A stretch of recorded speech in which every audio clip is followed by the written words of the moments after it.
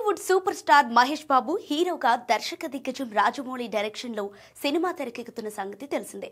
SSMB 29 working titles తో shooting చేస్తున్న ఈ సినిమా నుండి ఎలాంటి అఫీషియల్ అప్డేట్స్ అయితే రావటం లేదు.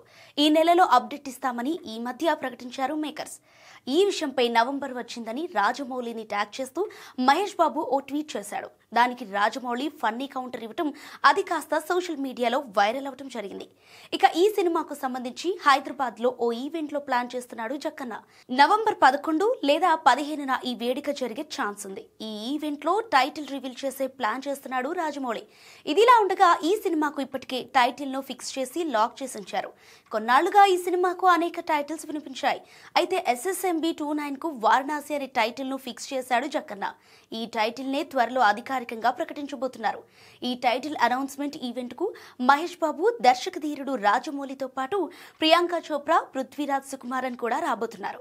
ఇక వారణాసి టైటిల్ పోస్టర్ తో పాటు super star Mahesh Babu first look కూడా రిలీజ్ చేయబోతున్నారు. ఈ ఈవెంట్ కోసం ఘట్టమనేని అభిమానులు ఎంతగానో ఎదురు చూస్తున్నారు.